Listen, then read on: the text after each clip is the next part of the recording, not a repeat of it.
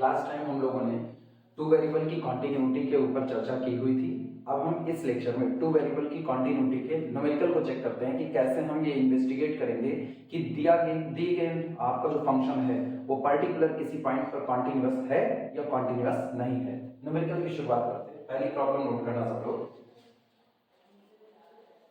Investigate for continuity problem है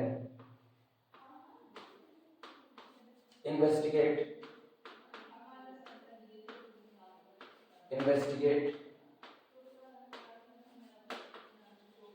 for continuity at point 1 2. Investigate for continuity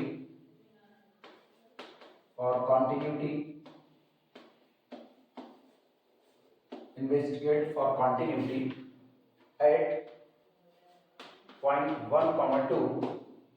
At point 1 2, the function f of xy is equal to the function for the function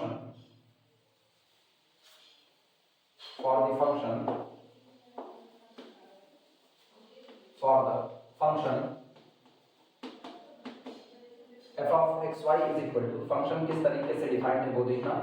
function f of xy की value आपको दी गई है कि function की value x square plus 2y होती है उस दिन जिस दिन x y does not equal to 1 2 है, और जिस दिन x y आपका पॉइंट खुद कितना हो जाता है 1 2 हो जाता है, उस दिन फंक्शन की वैल्यू 0 दी जाती है।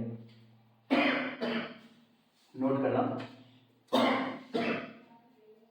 Investigate for continuity at point 1 2 for the function f of xy is equal to this। जब xy does not equal to 0.12 है तो आपका function x square plus 2y बना रहता है। जिस दिन xy की वैल्यू 1 2 हो जाती है उस दिन फंक्शन की वैल्यू 0 हो जाती है। चलो शुरुआत करते हैं इन्वेस्टिगेट करने की। सॉल्यूशन देखना। हम जानते हैं कि हमारा फंक्शन कॉन्टिन्यूअस तब होता है जब limit of the function is equal to value of the function at that point हो जाता है। सबसे पहले हम लिमिट निकालते हैं। Limit xy approaches to point 1 2 of function f of xy। चूंकि xy 1 2 की तरफ अप्रोच कर रहा है मतलब xy 1 2 पर अभी पहुंचा नहीं है, ऐसे में फंक्शन की वैल्यू एक्सेप्टेबल होगी x स्क्वायर प्लस 2y। तो ये आपका होगा this is equal to limit xy approaches to 1 2 और फंक्शन हम ले रहे हैं x स्क्वायर प्लस 2y। अब इसमें गौर करना। xy approaches to 1 2 यानी x approaches to 1 y approaches to 2। उठा करके इस वैल्यू को यहां पर रखते हैं तो हमको मिलता है this is equal to 1 square plus 2 into 2 that is equal to 2 दूनी 4 और 1 के 5। ये रहा।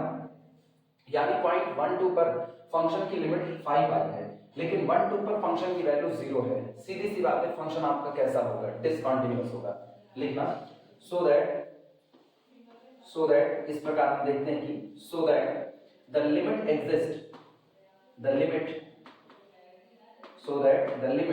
exists।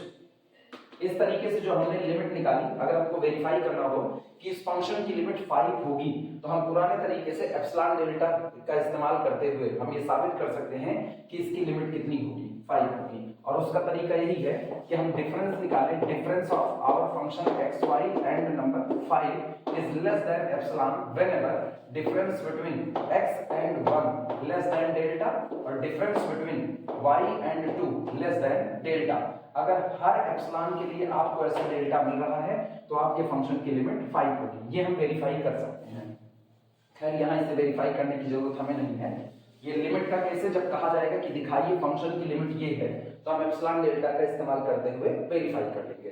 So that the limit exist, function की लिमिट एग्जिस्ट करती है एंड और इसके साथ साथ एंड इज इक्वल टू 5 और फंक्शन की लिमिट कितनी है? 5 है। किस पर? एट पॉइंट 1 2 पर। तो पॉइंट 1 2 पर हमारे फंक्शन की लिमिट 5 हो गई, लेकिन वैल्यू की बात करें तो वैल्यू कितनी है? 0। लिखना since the value of the function at point 1 2 is equal to 0 and limit of the function f of x y when point x y approaches to 1 2 is equal to 5. This implies that limit of the function does not equal to value of the function at point 1 xy approaches to 1 2. इसका मतलब ये हुआ कि this implies that our function f of xy is discontinuous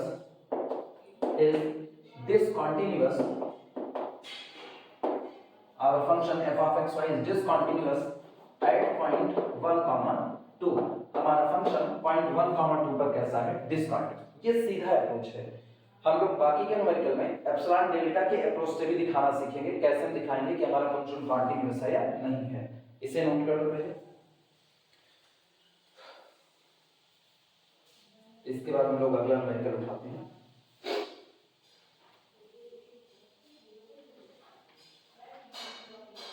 ये हो जाए फिर अगले चलते हैं आगे.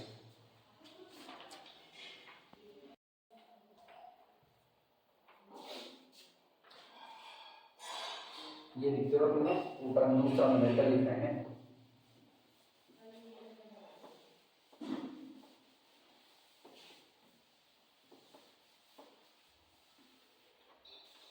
पहला फंक्शन जो उठाया वो पर्टिकुलर पॉइंट 1 2 पर डिसकंटिन्यूअस हो गया.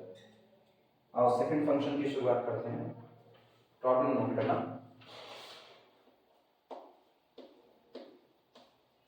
प्रॉब्लम है शो दैट दिखाइए कि show that the function f from R2 to R, show that the function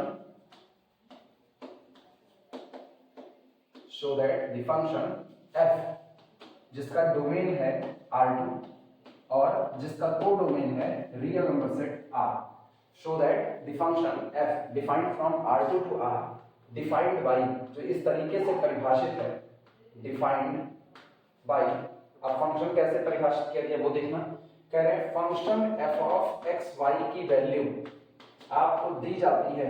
f of xy is equal to xy into x square minus y square divided by x square plus y square, x square plus y square. और ये तब है when जब point xy does not equal to 0, 0 और इसी function की value 0 हो जाती है अदरवाइज का मतलब या हम लिख देते हैं इसको भी when जब xy is equal to 0, 0.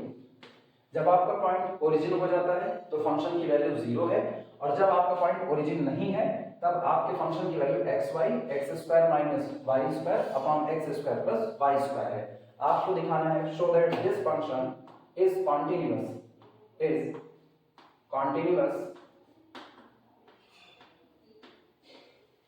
so that this function is continuous at origin. हमें साबित ये करना है ये दिया गया फंक्शन ओरिजिन पर कैसा होता है कॉन्टिन्यूअस. चलो शुरुआत करते हैं इसे दिखाने की.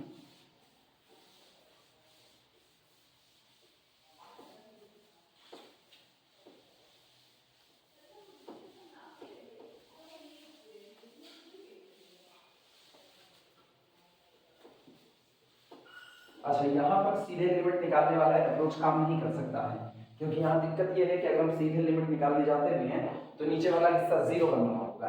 x is equal to x approaches to 0 पर x square approaches to 0, y approaches to 0, y square approaches to 0. इसमें हम एप्सिलॉन डेल्टा का इस्तेमाल करते हुए दिखाने चल रहे हैं कैसे हम एप्सिलॉन डेल्टा डिफिनेशन के आधार पर कहेंगे कि हमारा फंक्शन एट ओरिजिन पर कॉन्टिन्यूअस है. शुरुआत करना.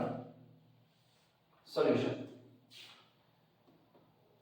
सबसे पहला काम कहा यह जाता है एप्सिलॉन डेल्टा डिफिनेशन में कि अगर हमारा function f of xy particular किसी पॉइंट ab पर कॉन्टिन्यूअस होना चाहता है तो value of the function eight point ab और हमारे फंक्शन के बीच का जो डिफरेंस है ये लेस देन कितना हो जाए एप्सिलॉन. यानी हम value of the function at that point और अपने फंक्शन के बीच के अंतर को जितना चाहे उतना कम कर सकते हैं. तो ऐसे केस में हमारा function at that point A B पर कैसा हो जाएगा कॉन्टिन्यूअस. हम इसी का इस्तेमाल करते हुए आगे बढ़ते हैं. यानी हम फंक्शन का डिफरेंस निकालेंगे value of the function at origin, जहां कॉन्टिन्यूटी दिखानी है। लिखना difference between our function F of x Y या general value of the function and the value of the function at origin. अब इन दोनों का अंतर निकालते हैं। This is equal to difference between function की वैल्यू कितनी है X Y X square minus Y square upon x square plus Y square, और एट ओरिजिन पर फंक्शन की वैल्यू कितनी हो गई 0। यानी कुल मिलाकर के ये हमारे पास आया this implies that the difference between our function f of xy and value of our function at origin is equal to mod of xy into x square minus y square upon x square plus y square। Initial में ये है, इसको हम और simplify करते हैं। हमें पता है mod of z1 into z2 is equal to mod of z1 xy into mod of x square minus Y square upon x square plus Y square. अब हम इसको भी ब्रेक कर सकते हैं। Mod of z1 upon z2 is equal to mod of z1 upon mod of z2, यानी this implies that finally ये हमको मिल रहा है the difference between value of the function and value of the function at origin.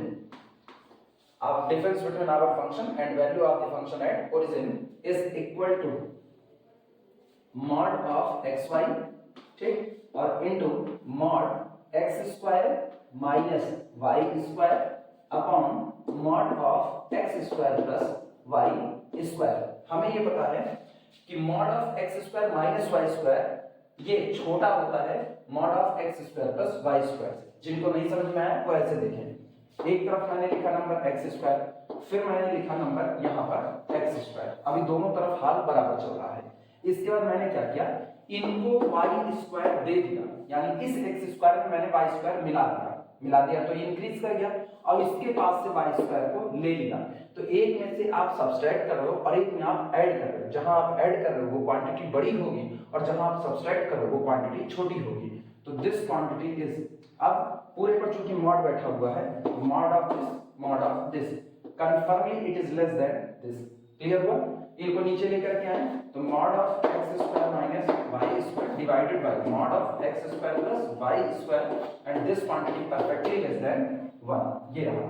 तो अब हम इसको हटा करके इसकी जगह पर 1 रखने चल रहे हैं, तो ये बन जाएगा this whole quantity is confirmly less than mod of x into y, और इनटू कितना हो गया 1।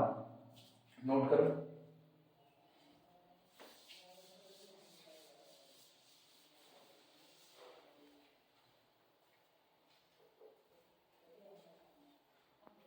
जिन लोगों को दिक्कत होगी, भूलने का डर होगा, वो लोग यहीं कॉर्नर पर ब्रैकेट में लिख देंगे सिंस, क्योंकि mod of x square minus Y square is less than और equal to mod of x square plus Y square, और इसका मतलब हुआ कि this implies that mod of, ये इक्वल टू इसलिए भी लगा दिया है क्योंकि जिस दिन y आप 0 ले लोगे तो mod of x square minus 0 और mod of x square plus 0 ये दोनों बराबर हो जाएंगे, इसीलिए इक्वलिटी भी चलती है।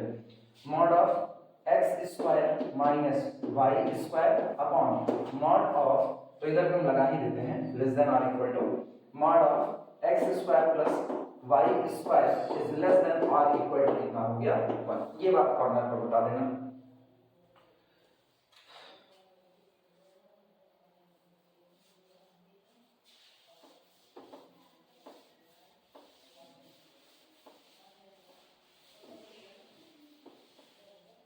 यानी हमको यहां से मिलता है this implies that general value of the function f of x Y minus value of the function at origin, ठीक, इज लेस देन और equal to mod of x into Y. लेकिन mod of z1 into z2 लिखा जा सकता है mod of z1 into mod of z2। अब दिमाग चलाना, अगर मुझको ये कहना है कि मेरा फंक्शन एट ओरिजिन पर कॉन्टिन्यूअस रहे तो इन दोनों के बीच के अंतर को लेस देन एप्सिलॉन होना पड़ेगा। लेकिन अगर आप चाहते हो इन दोनों के बीच का अंतर लेस देन एप्सिलॉन रहे, तो इन दोनों के बीच का अंतर लेस देन है इस क्वांटिटी के, आप कहते हो ये क्वांटिटी लेस देन कितना हो जाए एप्सिलॉन, यानी इनके बीच का अंतर लेस देन एप्सिलॉन उसी दिन होगा जिस दिन ये क्वांटिटी आपकी लेस देन कितनी बैठेगी एप्सिलॉन। तो हम लिखते हैं सो इसलिए the difference between our function f of xy and the value of our function at origin is less than epsilon whenever जब कभी mod x into mod y is itself less than कितना हो जाए epsilon हो जाए, note करना। लेकिन आपको उसको पता है अगर आप चाहते हो कि ये दोनों क्वांटिटी का प्रोडक्ट लेस देन एप्सिलॉन रहे तो मॉड x को भी लेस देन रूट एप्सिलॉन होना पड़ेगा, मॉड y को लेस देन रूट एप्सिलॉन। समझना इस बात को, अगर हम कहते हैं mod x less than under root epsilon और हम कहते हैं mod y less than under root epsilon, तो लेफ्ट का लेफ्ट प्रोडक्ट करो, राइट का right, mod x into mod y is less than root epsilon यानी एप्सिलॉन, यानी ये आया। This implies that the value of our function f of xy and the value of function at origin is less than epsilon whenever जब कभी mod x less than under root epsilon and mod y less than under root कितना हो गया epsilon। अब चूंकि बात करना है एट ओरिजिन पर, तो हम लोग ओरिजिन को भी शामिल करवा देते हैं। दिस इंप्लाइज दैट, इसका मतलब ये हुआ कि mod of f of x Y minus f of 0 less than epsilon whenever mod of, हम मॉड एक्स को लिख सकते हैं mod of x minus 0 less than root epsilon and mod of y minus 0 ये quantity less than under root epsilon. अब गौर करो यहां हमको डेल्टा मिल चुका है, delta is equal to under root epsilon. ठीक, नोट करो पहले इतना, तब आगे लिखें।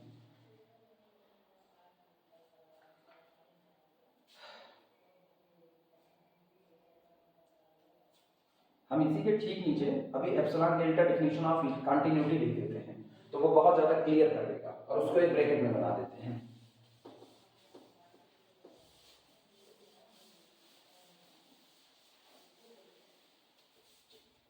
देखना ब्रैकेट में लिख रहे हैं हियर, यहां पर हियर, और हम जो चीज जहां है उसके ठीक नीचे लिख रहे हैं here the difference between our function and the value of the function at point AB is less than epsilon whenever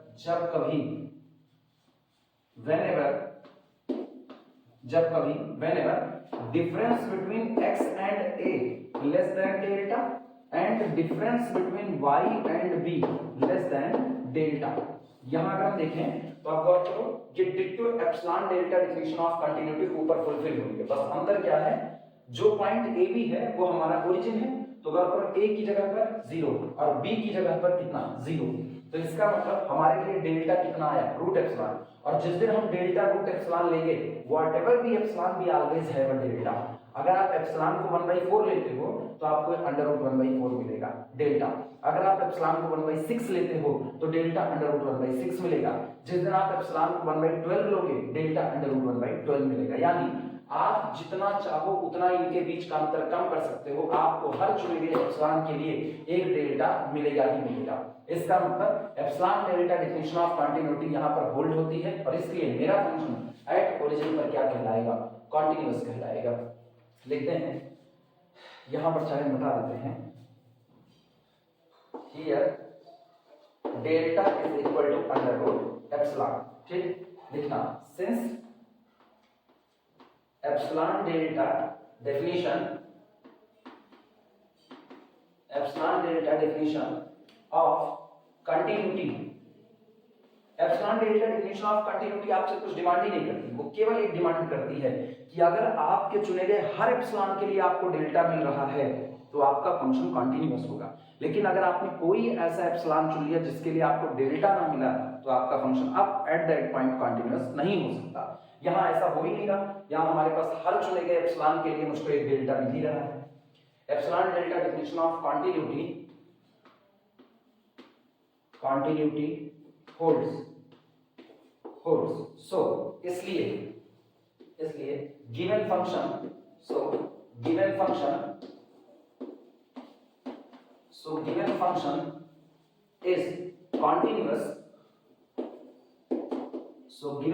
is continuous at origin। इसलिए दिया गया फंक्शन एट ओरिजिन कैसा होगा? कंटिन्यूअस। नोट कर लो पूरा, फिर अगला न्यूमेरिकल उठाते हैं।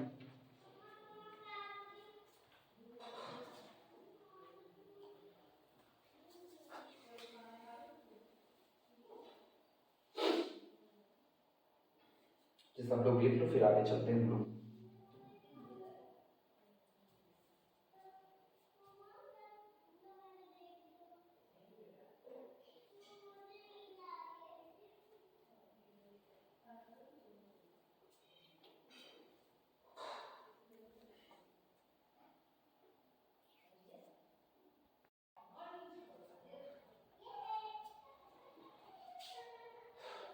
ये न्यूमेरिकल कंप्लीट हो, फटाफट अगला करें।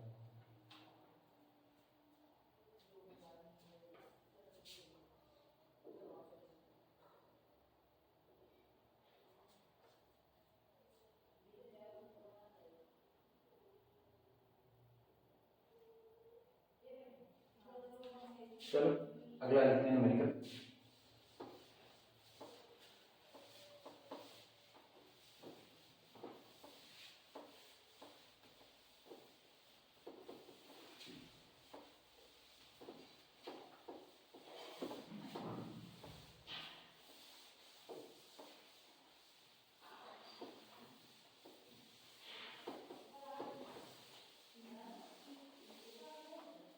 अगला न्यूमेरिकल फिर हम उठाते हैं डिसकंटिन्यूअस दिखाने का।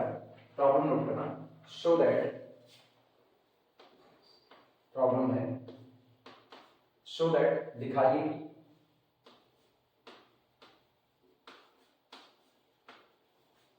Show that function f of xy जो कि डिफाइंड है इस तरीके से कि फंक्शन की value xy cube upon x square plus y to the power 6 है, जिस दिन व्हेन जब point xy does not equal to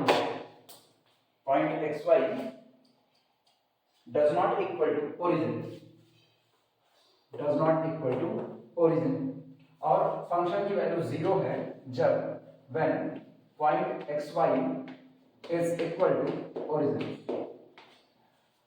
ठीक, हमें दिखाना है कि ये दिया गया फंक्शन इज नॉट कॉन्टिन्यूअस,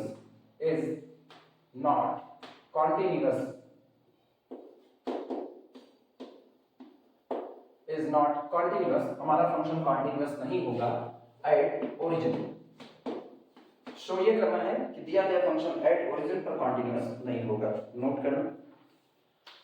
अब जब हम लोग लिमिट पढ़ रहे थे, ऐसे फंक्शन हम लोगों से काफी टकराए थे। उस वक्त हम लोगों ने इस फंक्शन को देखा था, इसका स्ट्रक्चर बताता है कि हम पाथ वगैरह चुन करके कुछ ऐसा सेटअप कर सकते हैं कि दो पाथ के अलोंग ये डिफरेंट लिमिट दे दे।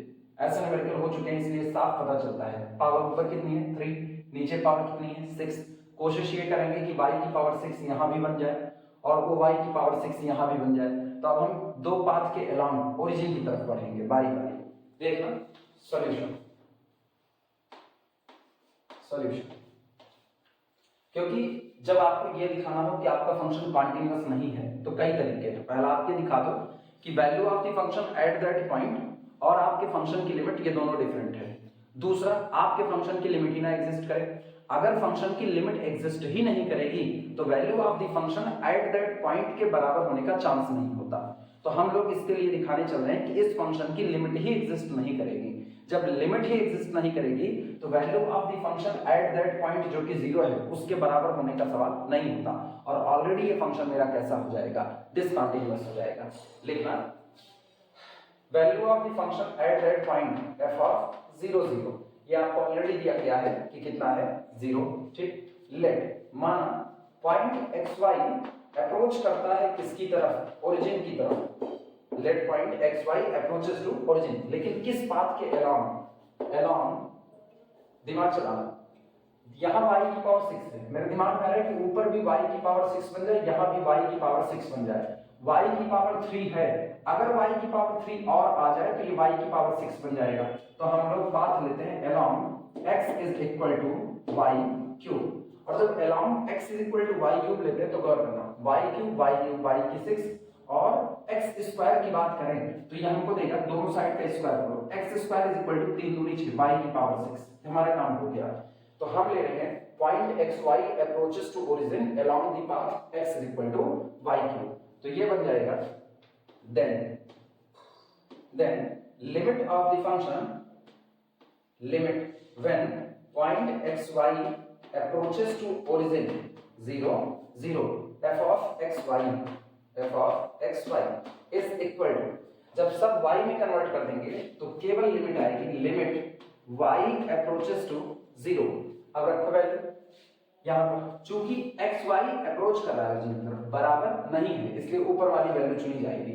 तो वहां पर हम x की जगह पर रख रहे हैं y cube into y cube divided by ये x स्क्वायर है, तो पहले x की जगह y क्यूब रखा तो y क्यूब और इसका क्या कर दिया, स्क्वायर कर दिया। x की जगह y क्यूब और x स्क्वायर तो y क्यूब का होल स्क्वायर और plus y to the power 6, simplify करते हैं। This is equal to limit point xy approaches to origin 0 0 y cube y to the power कितना होगा 6 डिवाइडेड बाय, यहां सुनना 3 दूनी 6 y की पावर 6 प्लस y की पावर 6 यानी 2y टू दी पावर 6, तो 2y to the power 6, y की 6 कैंसिल आउट हुआ, आंसर आता है इसका 1/2। यानी जब हमने पाथ चुना x is equal to y cube तो हमको पाथ मिलता है, सॉरी लिमिट आती है 1/2। पहले पाथ के अकॉर्डिंग लिमिट निकालो, फिर अगला पाथ चुनते हैं हम लोग। और एक और बात अब यहां पर दिमाग चलाना, अब अगर हम सेकंड पाथ चुनेंगे, वैसे मुझको सेकंड पाथ चुनने की कोई जरूरत नहीं है, reason value of the function at that point कितना आया 0, और जबकि आपकी एक पाथ के अलोंग लिमिट कितनी आई 1/2। इसका मतलब अगर दूसरे पाथ के अलोंग लिमिट भी 1/2 आ गई, या जितने पाथ हो सकते हैं हर पाथ के अलोंग लिमिट 1/2 आ गई, या इस फंक्शन की लिमिट ही तब कितनी हो जाएगी 1/2 हो जाएगी। लेकिन अब चूंकि पाथ तो इनफाइनाइट होते हैं तो मुझको ये पता चल गया कि अनदर पाथ के लॉन्ग लिमिट 1/2 आएगी, तब भी value of the function at that point के बराबर नहीं होने वाले, और अगर लिमिट कोई और आती है तो लिमिट एग्जिस्ट नहीं करने वाली। तो यहीं पर बात खत्म हो जाती है कि एक लिमिट 1/2 आई है और value of the function at that point 0 है, इसलिए अब लिमिट और value of the function at that point ये दोनों बराबर होने वाले नहीं है, तो आपका फंक्शन डिसकंटीन्यूअस हो जाएगा। हम एक लाइन में लिख देंगे no need to take another path, कोई दूसरा पाथ लेने की जरूरत हमको नहीं है, लिख देना no need to check, no need to check, no need to check along any other path, along any other path, किसी भी दूसरे पाथ के अलावा अब हमको चेक करने की कोई जरूरत नहीं है, ठीक। हियर यहां पर here if limit exist, if limit exist, अगर खुदा न खास्ता लिमिट एग्जिस्ट करती भी है, इफ लिमिट एग्जिस्ट, अगर यहां पर लिमिट एग्जिस्ट भी करती है, if limit exist, it never equal to, it never equal to, ये कभी भी बराबर नहीं हो सकती, it never equal to the value, it never equal to the value of the function, the value of the function, it never equal to the value of the function at origin, at origin, ये कभी भी value of the function at origin के बराबर नहीं हो सकती। ठीक, और वास्तविकता क्या है? वास्तविकता ये है कि लिमिट ही एग्जिस्ट करने वाली नहीं है। अभी हम दूसरा पाथ लेकर के भी दिखा देते हैं। अव्वल तो मैंने ये बताया कि सेकंड पाथ को लेने की जरूरत नहीं है, क्योंकि अगर लिमिट एग्जिस्ट कर भी जाती, मान लो हमको नहीं पता कि इसकी लिमिट आएगी कि नहीं आएगी, तो एक पाथ की लॉग लिमिट 1/2 आ चुकी है। इसका मतलब किसी जितने पाथ हो सकते हैं, हर पॉसिबल पाथ के लॉग अगर लिमिट 1/2 आई तो लिमिट एग्जिस्ट कर जाएगी, लेकिन तब लिमिट 1/2 होगी और value of the function at that point 0 होगा, तो ये दोनों बराबर होने वाले नहीं है। और जबकि वास्तविकता ये है कि इस फंक्शन की लिमिट ही एग्जिस्ट नहीं करेगी। अब हम पाथ लेकर के दिखाएंगे कि इनफैक्ट इसकी लिमिट ही एग्जिस्ट करने वाली नहीं है, लेकिन पहले इतना नोट कर लो, तब हम पाथ चुनते हैं।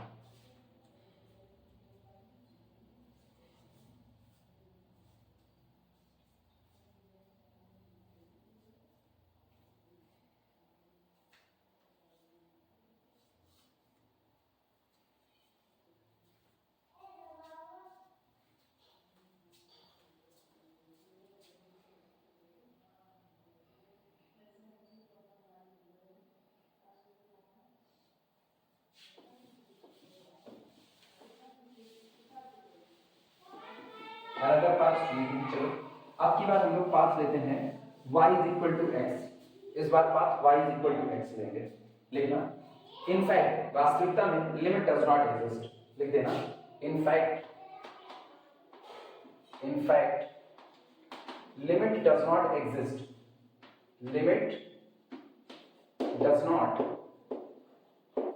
In fact limit does not exist. वास्तविकता तो यह है कि इस फंक्शन की लिमिट ही एग्जिस्ट नहीं करेगी। कैसे? As along y = x, along y = x। चलो y = x के लॉग आते हैं, तो लिमिट देखो क्या आएगी, limit point xy approaches to origin 0 0 of function f of x y is equal to, ये बनेगा लिमिट x approaches to 0। चूंकि हम y बराबर x ले रहे हैं, तो जहां जहां y है वहां वहां पर x रख दो, तो कितना आएगा, x into x की power 3 divided by x square plus y की जगह x रख लें तो x टू दी पावर 6 आया, ऊपर हो गया x की power 4। This is equal to limit x approaches to 0 x की पावर 4 डिवाइडेड बाय, नीचे देखना x स्क्वायर x की पावर 6, x स्क्वायर को कॉमन कर लेते हैं, तो x स्क्वायर कॉमन आया, यहां पर कितना बचा 1 प्लस अंदर कितना बचा x टू दी पावर 4। अब देखना x स्क्वायर से ये पावर कैंसिल आउट हुई, हमारे पास बचता है this is equal to limit x approaches to 0, ऊपर बचा x square divided by 1 plus x की पावर 4। रखो x बराबर 0, जब x बराबर 0 रखेंगे तो ऊपर 0 नीचे 1 plus 0 that is equal to limit 0।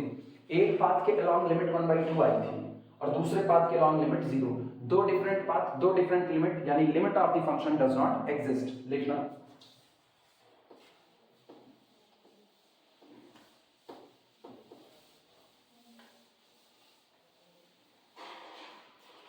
ठीक, along two different paths, along two different paths, along two different paths, we get two different limit, we get two different limit, दो डिफरेंट पाथ के along हमको दो different limit मिलती है। This implies that limit does not exist, limit does not exist. और जब limit exist नहीं की तो ऑब्वियस सी बात है value of the function at that point जो कि 0 है उसके बराबर होने का सवाल ही नहीं है। क्लियरली स्पष्टता, clearly given function is discontinuous, given function clearly given function is discontinuous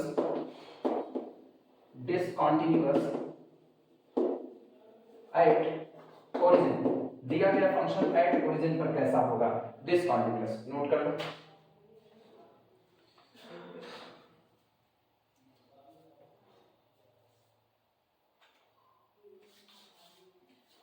हमको ये दूसरे वाला पाथ लेकर के लिमिट एग्जिस्ट नहीं करी ये दिखाने की नीड नहीं थी, वो शुरुआत से ही काम किया। लेकिन जैसे एक होता है कि आप शुरू में पहली बार इसको लगा रहे हो तो आपको एक कंफ्यूजन होगी कि लिमिट एग्जिस्ट कर सकती है, नहीं कर सकती है, या करेगी तो कितनी हो सकती है। तो ये बताना पड़ता है कि लिमिट आपकी एग्जिस्ट करने वाली नहीं है।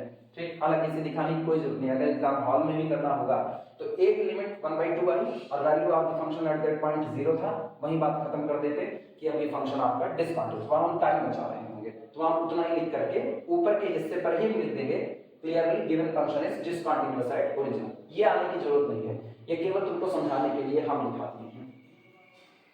नोट कर लो इसे।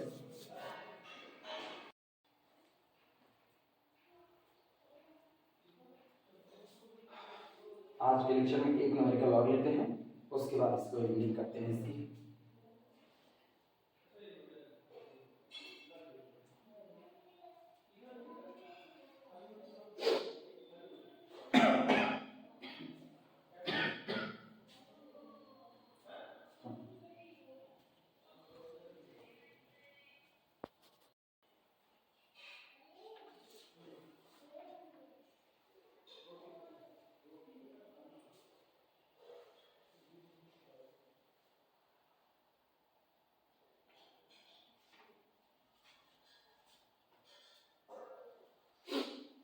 चलो अगला न्यूमेरिकल ग्रुप लेते हैं।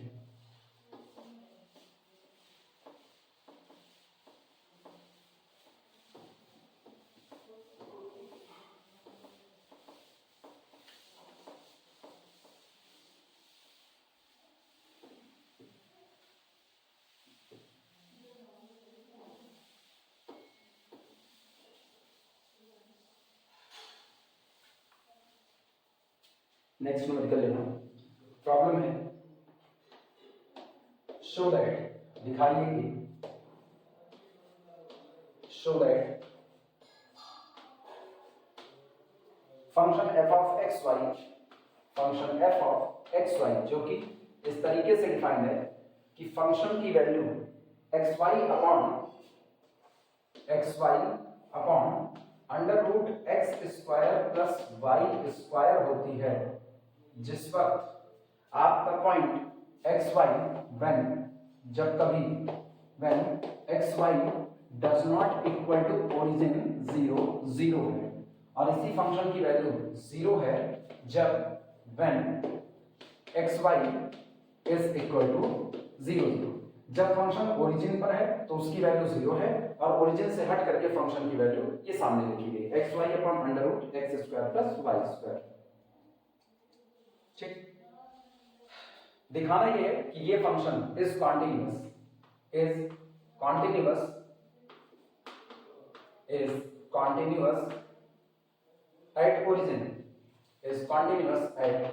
ओरिजिन, दिखाना ये है कि दिया गया फंक्शन एट ओरिजिन पर कैसा है, कॉन्टिन्यूअस है। फिर वही एप्सिलॉन डेल्टा डेफिनेशन का इस्तेमाल करते हैं। चलो शुरुआत करते हैं लिखने की।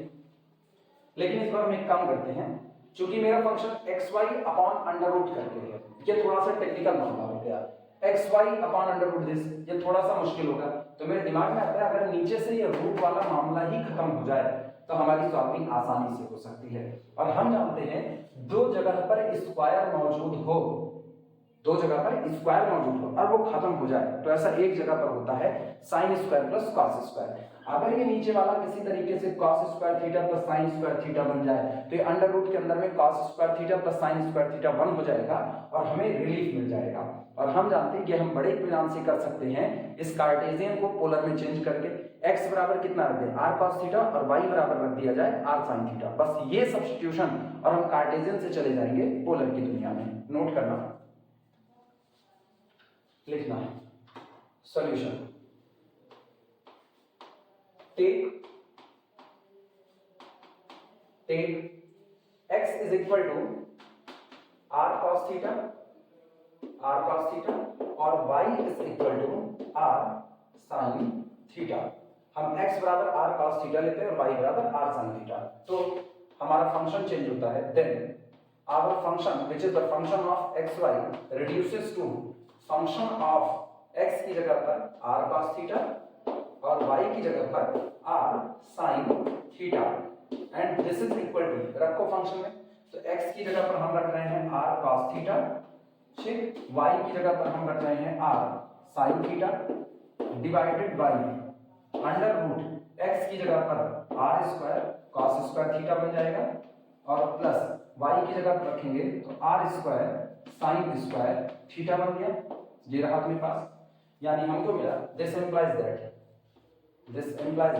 Our function F of x y ठीक इज इक्वल टू, मतलब ये अपन पोलर में चेंज करते हैं तो r into r that is equal to r square, यहाँ मौजूद है cos थीटा और यहाँ मौजूद है sin थीटा और डिवाइडेड बाई सुनना आर स्क्वायर रूट से बाहर आएगा तो केवल और केवल कितना r और ये हो जाएगा under root cos square theta plus sin square theta that is 1। लिखने की जरूरत नहीं, एक r से ये r कैंसिल आउट किया तो ये बना this is equal to r cos theta और यहाँ पर sin थीटा। अब हम अपने मन से एक काम करते हैं, 2 से गुणा करते हैं और 2 से भाग करते हैं तो 2 cos थीटा sin थीटा या 2 sin थीटा cos थीटा, ये आपका sin 2 थीटा हो गया तो this is equal to 2r sorry उल्टा लिख रहे हैं, दिस इज इक्वल टू ये याद रखना यहाँ मैंने ऊपर 2 से मल्टीप्लाई किया है ठीक और यहाँ 2 से डिवाइड किया है तो r बाई 2 बाहर और 2 sin theta cos theta sin 2 theta तो ये हो गया r by 2 sin 2 theta. Note करो, चेंज कर लिया पोलर में इसको।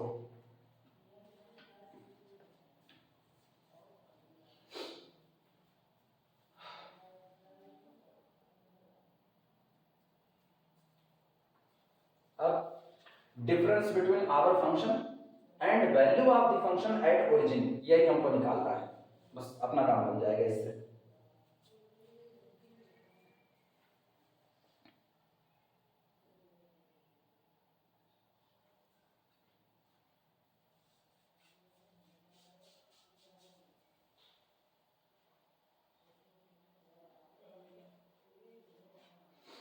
चलो शुरुआत करते हैं। सो इसलिए the difference between our function f of x Y and value of the function at origin ठीक is equal to difference between, अब f of x Y change हो चुका है r वो r में और थीटा में तो इसको हम लिख देंगे function of r cos theta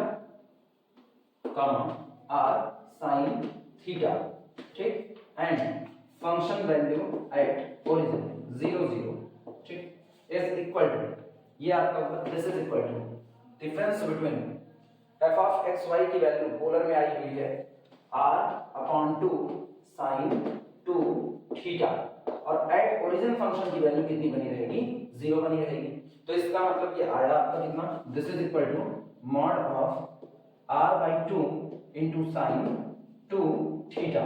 और फिर वही बात है, अपने लोगों को फिर यही बात मिलती है, चूंकि r आपका रियल है और r आपका रेडियस वेक्टर है, रेडियस वेक्टर आपका नेगेटिव नहीं होगा, ये पॉजिटिव 2 पॉजिटिव, इस पर मॉड का काम नहीं होने वाला है तो ये सीधे सीधे हो गया this is equal to r by 2 mod of sin 2 theta. लेकिन मुझको पता है मॉड sin थीटा की वैल्यू 1 से ऊपर नहीं जा सकती है तो less than or equal to r by 2, यानी हमारे फंक्शन की जनरल वैल्यू और एट दैट पॉइंट ओरिजिन पर फंक्शन की वैल्यू के बीच का जो अंतर है वो less than or equal to कितना है r बाई 2 है। इतना नोट करो फिर आगे चलते हैं। अब सीधा सा केस है, अगर आप चाहते हो कि इन दोनों के बीच का अंतर लेस देन एप्सिलॉन हो तो ये दोनों छोटे हैं किससे, मतलब इन दोनों के बीच का जो डिफरेंस है वो छोटा है r बाई 2 से। अगर आप r बाई 2 को लेस देन एप्सिलॉन कर दो तो ये ऑटोमेटिकली लेस देन एप्सिलॉन हो जाएगा। देखना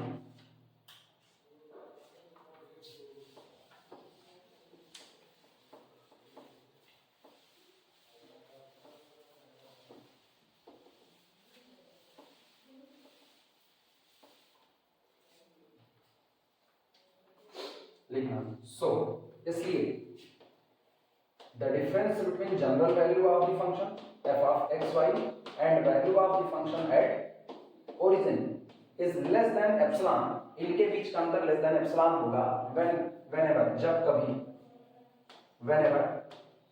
कभी r by 2 itself less than कितना हो जाए एप्सिलॉन हो जाए, जब r by 2 less than epsilon. इसका मतलब क्या है, इसका मतलब that is the difference between our function f of xy and the function's value at origin, इनके बीच का अंतर लेस देन एप्सिलॉन होगा जब कभी whenever जब कभी r लेस देन 2 एप्सिलॉन हो जाए। लेकिन अब हम फिर कार्टेशियन में लौट रहे हैं, मुझे r की वैल्यू पता है, दिमाग दौड़ाना। हम लोगों ने माना था r बराबर x बराबर r cos थीटा और y बराबर हम लोगों ने माना था r sin थीटा। तो यहां से अपने को मिलता है x square is equal to r square cos square theta और यहां से मिलता है y square is equal to r square sin square theta. Left का लेफ्ट ऐड करें, राइट का राइट, तो x square plus y square is equal to r square. तो r बराबर मिल गया under root x square plus कितना y square, उठा करके r की वैल्यू रखते हैं। तो दैट इज अर्थात the difference between general value of the function and value of the function at origin, इनके बीच का अंतर less than epsilon होगा whenever जब कभी under root x square plus y square less than कितना हो जाए 2 एप्सिलॉन हो जाए। नोट करना, ये याद रखना, एट ओरिजिन कंटिन्यूटी निकालनी है। तो हम इसी को फिर लिख सकते हैं, दैट इज अर्थात the difference between function f of xy and value of the function at origin is less than epsilon whenever जब कभी अब हम इसको फिर सुधार रहे हैं, अंडर रूट ये आपका होगा x माइनस 0 का होल स्क्वायर, जो x स्क्वायर है उसी को x माइनस 0 कर दिया और प्लस y माइनस 0 का होल स्क्वायर लेस देन कितना 2 एप्सिलॉन। तुम गौर करो, ये आपके पॉइंट xy और ओरिजिन पॉइंट 0 0 के बीच का डिस्टेंस है। तो जब उन दोनों पॉइंट के बीच का डिस्टेंस 2 एप्सिलॉन से छोटा होगा तो इन दोनों के बीच का डिफरेंस ऑलरेडी एप्सिलॉन से कम होगा। मुझको डेल्टा मिल चुका है। This is epsilon delta definition of continuity. जो बात हम मॉड में कह रहे थे उसी मॉड वाली बात को मैंने डिस्टेंस फार्मूले से कह दिया है। वहां हम क्या कहते थे, distance between point xy and point AB is less than कितना हो जाए डेल्टा। तो difference between xy and value of the function eight point AB less than क्या रहेगा एप्सिलॉन। हम कहते थे कि अगर आपको इनके बीच का अंतर लेस देन एप्सिलॉन करना है तो ये तब हो जब इनकी और इनके बीच का अंतर लेस देन डेल्टा। आज मैंने दूरी को निकालने का फार्मूला लगा लिया। एक पॉइंट आपका कौन है xy और दूसरा कौन है 0 0, तो इनके बीच की डिस्टेंस हुई अंडर रूट x माइनस 0 का whole square plus y minus 0 का होल स्क्वायर। बातें वही लिखी गई, बस मॉड की बजाय अंडर रूट में लिखी गई है।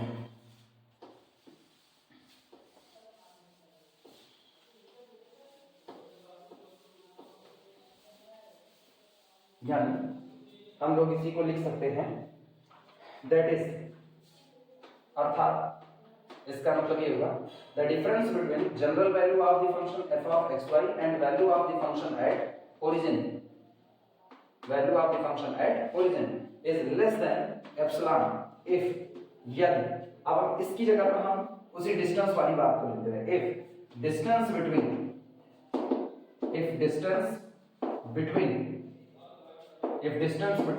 पॉइंट xy एंड ओरिजिन, इनके बीच की जो दूरी होगी वो लेस देन कितना होगा 2 एप्सिलॉन, और यही मेरे लिए क्या हो जाएगा, this is equal to delta हो जाएगा। अब चूंकि हर चुने गए एप्सिलॉन के लिए आप एप्सिलॉन 1/4 लो।